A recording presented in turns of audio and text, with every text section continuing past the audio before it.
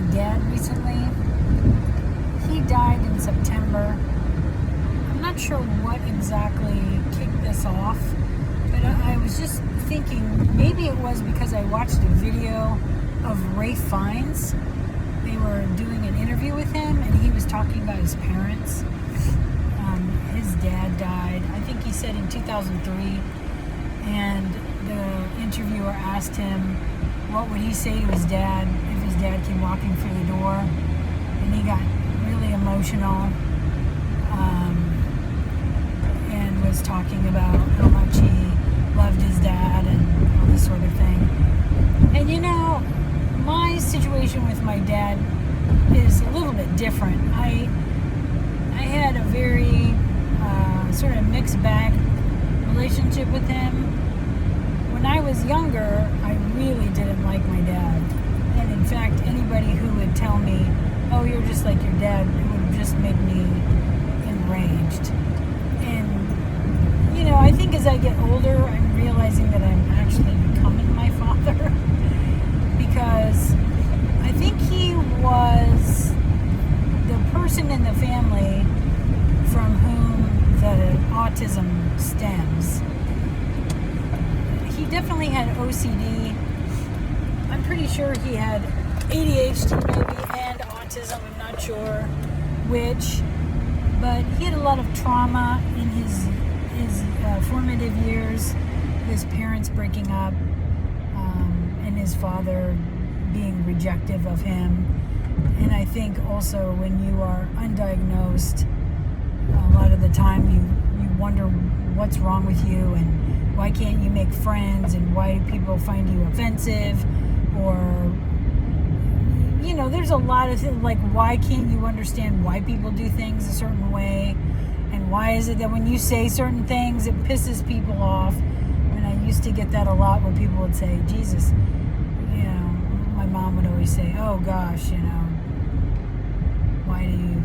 why did you have to say that or whatever. It's because it's the truth, and it can get you in trouble for sure. But I don't like people who lie. I don't like people who sugarcoat shit. You know, I don't like naive, innocent, stupid people because it drives me crazy. You know, and I usually call things out, which put you at odds. And my dad also was very much that way, which made him kind of funny. I mean, my dad would say things that were really politically incorrect, and I don't know, it made me laugh.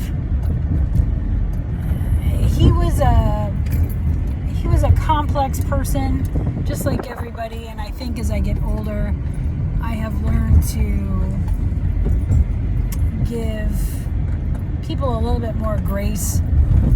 You know, when I was younger, of course, you always kind of say, well, this person and this person. But, you know, I think as you get older, you start reflecting upon the circumstances that create people. And you understand a lot of stuff is beyond your control. A lot of stuff happens when you're a kid. And for him, like I said, being undiagnosed autistic, OCD, I think is really a problem. I know some people say, well, you know, I can't afford to get diagnosed. Or, you know, what's the point? I don't get any services. And that is 100% true. I am, you know, high functioning autistic, so I sort of went under the radar for my whole life. And I do not qualify for any services. I work like a lunatic all the time. So, and for me, that wasn't the point. The point was I wanted a label for myself. I know that seems silly, but you know, when you go through your life saying, oh, I feel like an alien, I feel distant, I feel distracted, I feel like I don't understand the world around me. When you go and you get a diagnosis that says this is what you are, then you can go, oh yeah, I totally get it now. This all makes sense, and it leads to acceptance. So I feel bad that my dad never had that opportunity. And even if he had had the opportunity to get diagnosed, I don't think he would have. He was not somebody who ever believed in therapy. He didn't believe in, talking about things. I would ask him questions and he would be like, oh, that was in the past. We're not going to talk about that or whatever. I think that's a really sad thing, because now that he's gone, I can't ask him a bunch of questions. And, even when he was alive, I couldn't ask him a bunch of questions.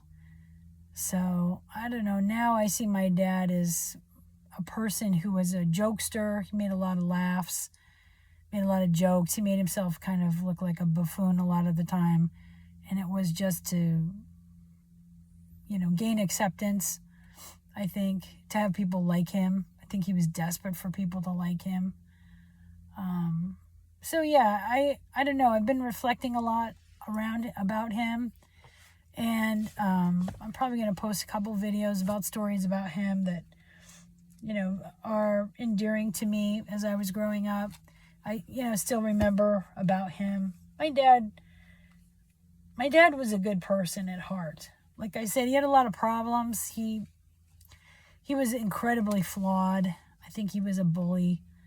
I think he was a hard person. But I also do miss him. So, anyway,